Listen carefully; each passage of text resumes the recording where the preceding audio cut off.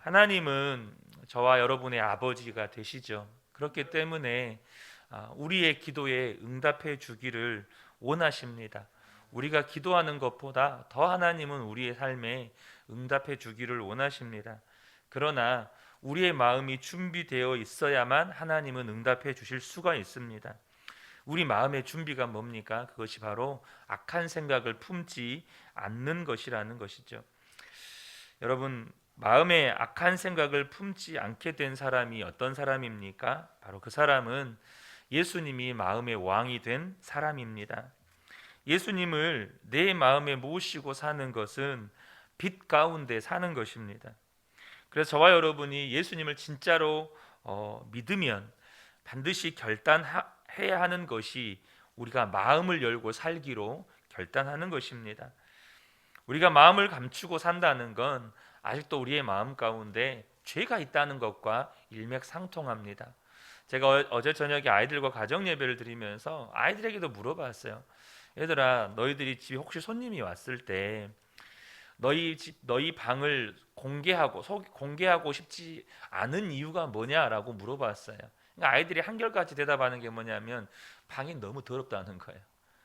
방이 너무 지저분하다는 거예요. 그래서 안 보여주고 싶다는 거예요. 그러면 만약에 너희 방이 정말로 깨끗하게 정돈되어 있으면 어떨 것 같니? 라고 물어보니까 이 아이들은 그러면 얼마든지 방문 열어서 보여주고 싶다는 거예요. 여러분, 예수님이 우리의 마음의 왕이 되셔서 우리가 마음에 악한 생각을 품지 않게 되면 내 마음을 다 보여주어도 거리낄 것이 없게 되는 겁니다. 왜냐하면 이미 내 마음이 거룩하고 깨끗하기 때문에 누구든지 내 마음을 들여다보아도 부끄러움이 없게 되는 것이죠. 우리가 24시간 주님을 바라보자고 하는 것, 그리고 예수 동행일기를 쓰고 기록하고 그것들을 나누고 하자는 것이 진짜 예수님을 마음의 왕으로 모시고 살아보자는 것입니다. 오늘 설교의 관점에서 본다면 악한 생각이 우리 마음에 틈타지 못하도록, 정말 악한 생각이 우리 마음에서 주인 노릇하지 못하도록 그렇게 하며 살자는 것입니다. 우리가 마음에 악한 생각을 품지 않게 되면 기도가 달라집니다. 강력한 기도의 사람이 된다는 것입니다. 여러분, 우리가 다 동의하잖아요. 우리에게는 정말 기도가 필요합니다. 우리의 개인의 일이든 혹은 가정의 일이든 혹은 교회의 일이든, 좀 더 확장시켜서 한국 교회의 일이든 이 나라 이 민족의 일이든 여러분, 성도의 기도가 필요합니다. 성도의 기도가 나라와 민족을 살리고 성도의 기도가 교회와 가정과 나를 살리는 것입니다. 그런데 요지는 소리 질러 기도하는 게 아니고 우리의 마음에 악한 생각을 품지 않는 성도들이 몇이나 되느냐 하는 겁니다. 여러분, 우리 기독교가 다른 종교와 다른 점이 무엇일까요? 우리 기독교에만 있고 다른 종교에는 없는 것, 그것은 바로 은혜라고 하는 겁니다. 우리가 수없이 듣고 있지만 은혜가 정확히 무엇인지 아는 성도들이 그렇게 많지 않습니다. 여러분, 모든 종교가 가진 이 신에 대한 관념이 뭐냐면, 신은 여러분 선한 사람을 좋아하고 악한 사람을 싫어합니다. 그리고 선한 사람에게 복을 주고 악한 사람에게는 벌을 줍니다. 이것이 기독교를 제외한 모든 종교가 가지고 있는 신에 대한 관점입니다. 신에 대한 생각이에요. 근데 기독교는 다릅니다. 여러분, 하나님은요, 나쁜 사람을 사랑하십니다. 우리가 그런 은혜를 받았어요. 로마서 5장 8절을 보면 우리가 아직 죄인 되었을 때에 그리스도께서 우리를 위하여 죽으심으로 하나님께서 우리에 대한 자기의 사랑을 확증하셨느니라. 여러분, 우리가요, 죄인 되었을 때 주님 우리 사랑하셨습니다. 우리가 나쁜 사람이었을 때 하나님이 우리를 사랑하신 겁니다. 이것이 여러분 우리 기독교가 말하는 은혜입니다. 그래서 우리는 구원받은 거예요. 이게 기독교가 다른 종교와 전혀 다른 점이에요. 그런데 필립 얀시가 한 번은 40여 개국에서 모인 창녀들이 모인 곳에서 설교를 한 적이 있었다고 합니다. 그런데 그냥 이 말씀을 전하는 것보다 그들의 말을 먼저 듣는 것이 중요할 것 같아서 그분들이 하는 이야기를 들었습니다. 그분들 한 분 한 분 안에 얼마나 아픈 마음 아픈 사연이 있고 고통이 있고 또 버림받고 소외받은 이 고통이 얼마나 강한지를 절절히 느낄 수 있었다 그래요. 그리고는 그들에게 이야기를 했다고 합니다. 하나님이 당신 같은 사람들을 사랑하시는 것을 아십니까? 처음에는 전혀 믿어지지 않는 표정이었다고 합니다. 그래서 성경 구절을 찾아서 읽어 주었답니다. 마태복음 21장 31절에 보면 예수께서 이르시되 내가 진실로 너희에게 이르노니 세리들과 창녀들이 너희보다 먼저 하나님의 나라에 들어가리라. 그들이 이 말씀을 듣고 깜짝 놀랐다는 거예요. 어떻게 이런 하나님이 계실 수 있나? 어떻게 경건한 종교인들이 많은데 우리 같은 창녀들이 그들보다 먼저 하나님 나라에 들어갈 수 있느냐는 거예요. 그래서 거기 모인 사람들에게 질문을 했습니다. 하나님은 어째서 그렇게 하실까요? 어째서 당신 같은 사람들을 이렇게 사랑하실까요? 이런 질문 아니겠습니까? 아무도 대답을 못 하더라는 거예요. 그런데 불가리아에서 온 창녀 한 분이 더듬더듬 이야기를 했습니다. 사람들은 다 위에서 아래로 내려다보는 것으로 삽니다. 다시 말하면 자기보다 못한 사람들을 보면서 위로받고 삽니다. 저런 사람들도 있는데, 그런데 우리들은 내려다볼 데가 없습니다. 우리들이 제일 밑바닥에 있으니까요.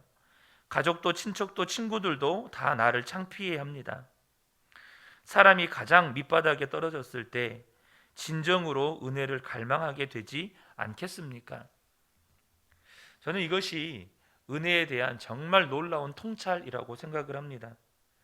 여러분, 자기보다 더 밑에 있는 사람이 없는 사람이, 자기가 인생의 제일 밑바닥에 있다라고 생각하는 그 사람이 은혜가 뭔지를 압니다. 그 사람이 은혜가 뭔지를 알아요. 여러분, 주님은 진짜 나쁜 사람이다, 우리가 다 저 사람은 진짜 최악이다 하는 그 사람을 주님은 여전히 사랑하신다는 겁니다. 우리도 그래요. 우리가 그런 은혜를 받고 구원받은 겁니다. 그런데 우리는 저질인 사람들을 별로 안 좋아합니다. 그런 사람들과 얽히기도 싫어하고 가까이 있는 것도 싫어합니다. 여러분, 주님과 우리는 혼인 관계인 거 아시죠? 우리는 주님의 신부입니다. 그런데 우리가 일반적으로 볼 때 이 혼인 관계에도 여러 단계가 있지 않습니까?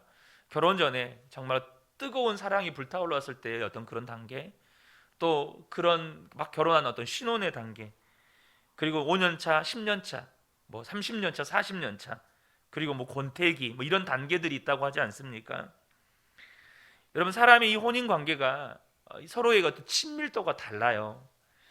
근데 필립이 안시가 미국 교회를 바라보면서 주님의 사랑의 관계가 지금 권태기에 빠져 있다는 겁니다. 그러면서 예를 들기를, 가난한 사람, 정말 어려운 사람들을 집으로 초청해서 그들과 함께 밥을 먹고 그들을 재우고 하는 일들이 미국 교회 성도들에게는 거의 찾아보기가 힘들다는 것입니다. 그러면서 이사야 58장 6절에서 11절 말씀을 인용합니다. 내가 기뻐하는 금식은 흉악의 결박을 풀어주며 멍에의 줄을 끌어주며 압제당하는 자를 자유하게 하며 모든 멍에를 꺾는 것이 아니겠느냐. 또 줄인 자에게 내 양식을 나누어 주며 유리하는 빈민을 집에 들이며 헐벗은 자를 보면 입히며 또 내 골육을 피하여 스스로 숨지 아니하는 것이 아니겠느냐. 그리하면 내 빛이 새벽같이 비칠 것이며 내 치유가 급속할 것이며 내 공의가 내 앞에 행하고 여호와의 영광이 내 뒤에 호위하리니 내가 부를 때에는 나 여호와가 응답하겠고 내가 부르짖을 때에는 내가 여기 있다 하리라.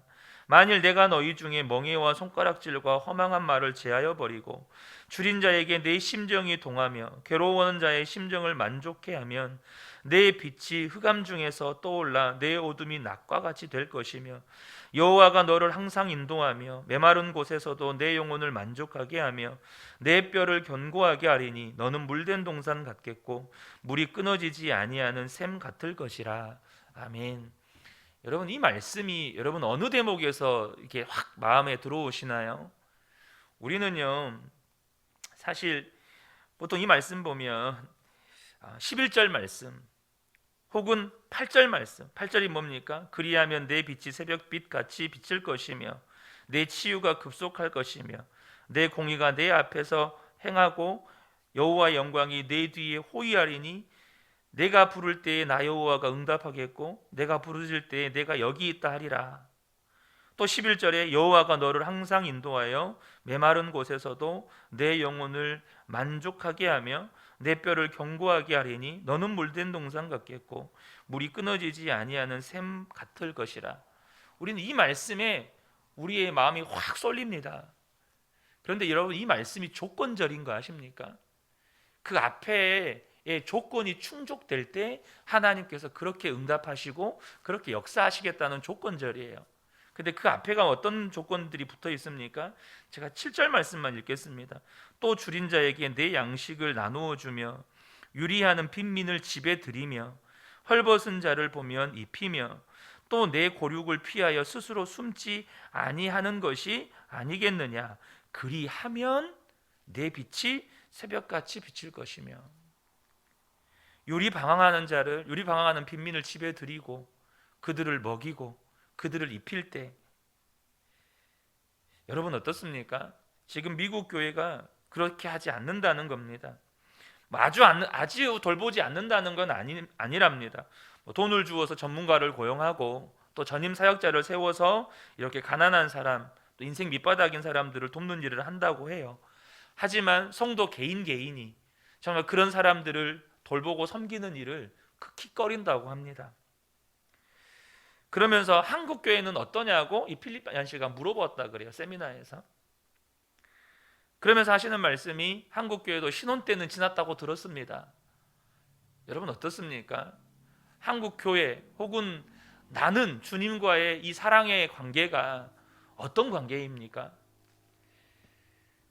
여러분은 주님과 여전히 사랑이 뜨겁습니까? 사랑의 관계가 친밀합니까? 여러분, 주님과 사랑의 관계에 푹 빠져 있다면 인생 밑바닥에 있는 사람들을 바라보는 눈이 달라져야 합니다. 그런데 어느덧 우리도 싫습니다.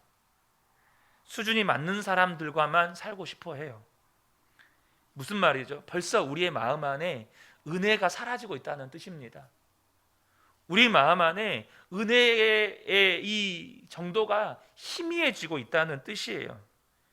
이걸 역으로 이야기하면 우리의 마음 안에 악한 생각들이 들어와 있다는 겁니다. 여러분, 은혜는요, 지옥 갈 나를 대신해서 예수님이 십자가에서 죽으셔서 구원받은 은혜를 우리가 받은 겁니다. 여러분 꼭 아셔야 돼요. 우리는 지옥 갈 죄인들이었습니다. 지옥 가야 할 죄 덩어리들이었고 지옥 가야 될 죄들을 짓고 살았습니다. 그런데 그 주님께서 우리를 십자가에서 대속하셔서 우리가 구원받았습니다. 지옥 갈 우리가 그렇게 은혜 받아서 구원 받아 놓고 나보다 조금이라도 수준 낮은 사람들을 보면 싫습니다. 이것이 악한 생각이라는 거예요. 한국 교회는 처음부터 그랬던 게 아닙니다. 한국 교회 선교사님 가운데 무호 선교사님이라는 분이 계십니다. 이분이 한국 교회에 와서 복음을 전할 때 이게 노방 전도해서 복음을 전하지 않겠습니까? 근데 그때 전도할 때 양반들이 그 복음 듣겠습니까? 다 길거리에 불황자 같은 아이들, 다 이런 아이들이 복음 듣고 또 교육받고 그러는 것이죠. 그러니까 모인 애들이 다 그런 애들인 거예요. 그런데 그 아이들 중에 백정의 아들이 있었습니다. 백정의 아들. 이 백정의 아들이 아버지가 죽을 병에 걸린 거예요. 그러니까 선교사님한테 아버지를 모시고 왔죠. 근데 선교사님이 이 백정을 고치기 위해서 당시 고종 황제의 의사였던 에비슨 선교사님을 불러옵니다. 그러니까 황제의 어이죠, 어이. 황제의 의사를 백정을 고치기 위해서 모시고 옵니다. 그러니까 백정은 이게 상상도 못하는 일이 벌어진 겁니다. 어떻게 황제의 의사가 와서 나를 치료하냐 이거죠. 그래서 이 백정을 고쳤습니다. 그리고 이 백정을 그 교회, 그러니까 당연히 예수를 안 믿을 수가 없죠. 근데 이 백정을 그 교회의 성도로 받아들이려고 하는데 그래도 그 중에 그 교회 안에 양반들이 있었어요.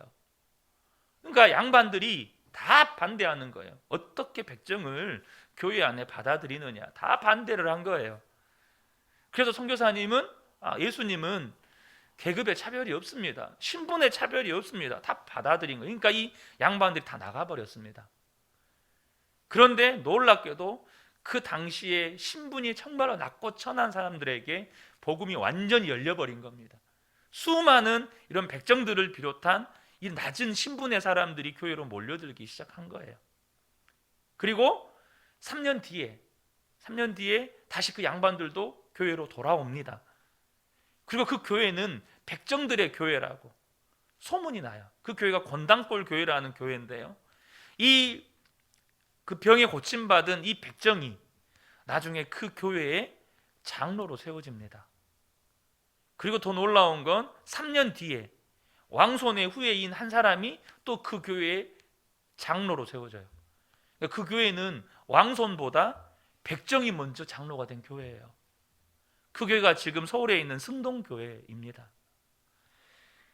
여러분, 한국 교회가 안 그랬어요. 낮고 천한 사람들 여러분 품었던 교회가 한국 교회였습니다.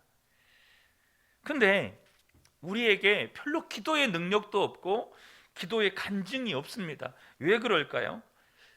여러분, 하나님의 능력이 달라진 겁니까? 아닙니다. 사실 이러한 문제라고 표현해, 우리의 어떤 영적인 문제는 사실 많은 교회 사역자들에 의해서 이야기되어 온 바입니다. 하나님의 은혜가 사라진 게 아니에요. 근데 우리는 그 은혜를 못 누려요. 그 이유가 뭘까요? 우리의 마음이 달라진 겁니다. 기도와는 우리의 마음이 달라진 거예요. 여러분, 인생의 밑바닥에 있는 사람이 만약에 우리 교회에 온다면 편안한 느낌일까요? 불편한 느낌일까요? 필립 얀시가 이런 이야기를 했습니다. 대부분의 교회에는 선한 사람들을 위한 편안한 장소가 되기 위해 노력하고 있습니다. 오늘날 교회는 선한 사람이 선한 사람들 앞에서 보다 더 선하게 살라고 말하고 있습니다. 여러분, 우리가 선하게 살려고 하는 일이 절대 나쁜 일이 아닙니다. 그러나 선한 사람들끼리만 살려고 한다면 그것은 정말 악한 생각입니다. 그것이 이 시대에 바리새인을 낳는 교회밖에 안 되는 거예요. 우리가 은혜 받아서 지금 이 자리에서 하나님 앞에 예배드리고 있고, 은혜 받아서 그 은혜 안에서 누리는 복들이 있는데, 그렇게 은혜 받아서 이렇게 되어놓고, 그런데 인생 막장에 있는 사람들이 함께 섞여 들어오기 힘든 분위기를 만든다면 우리 교회도 기도의 힘을 잃어버리는 겁니다. 기도의 힘을 잃어버리는 거예요. 저는 그런 의미에서 저희 교회가 오치동 교회에서 시작을 했고, 그 오치동에서 그 북구에서도 그 오치 주공이라고 하는 곳이 사실 굉장히 지적 장애인부터 시작해서 형편적으로 정말 어려운 분들이 많거든요.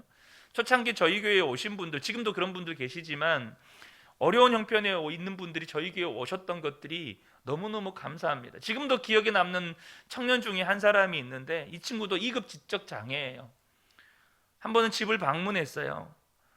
정말 그 TV 광고에서 그것도 그래픽으로만 보던 바퀴벌레가 정말 때로 몰려 있더라고요. 뭘 하나 들쳤는데 그 밑에서 바퀴벌레가 정말로 순식간에 흩어지는, 그렇게. 근데 그곳에 가서 저희 아내랑 또 그때 강전사님이랑 그 집을 다 청소하고 그 친구에게 밥 사 먹이고 이렇게 하면서 그 시간들이 참 저에게 너무 귀한 시간 중에 하나였습니다.